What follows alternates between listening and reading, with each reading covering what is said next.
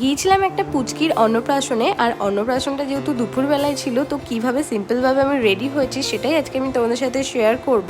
যে জুয়েলারিগুলো পরেছিলাম সেইগুলো দেখিয়ে দিচ্ছি। এইগুলো কিন্তু সবই সিটি গোল্ডের, কিন্তু দেখতে ভীষণ সুন্দর। আমার হারটা তো ভীষণ ভালো লাগে, যদিও এটা আমার মায়ের হার, এখন আমিই পরি। এই শাড়িটা কিন্তু আমি খুব সুন্দর করে সেই দিনকে পরেছিলাম। দেখবে এক একদিন শাড়ি পরাটা বেশ সুন্দর হয়। শাড়িটা কিন্তু খুব তাড়াহুড়োর মধ্যে পরেছিলাম, বাট সুন্দর হয়েছিল।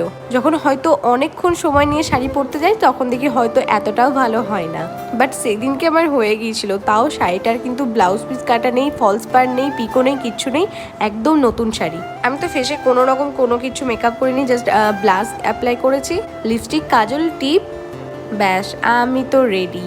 কিরকম লাগছে অবশ্যই কিন্তু তোমরা কমেন্ট করে জানিও। যদিও অন্নপ্রাশন বাড়িটা আমার বাড়ি থেকে অনেকটাই কাছে। তো চলো, টাটা বাই, আবার দেখা হবে তোমাদের সাথে নেক্সট ভিডিওতে। এখন যারা সাবস্ক্রাইব করনি প্লিজ করে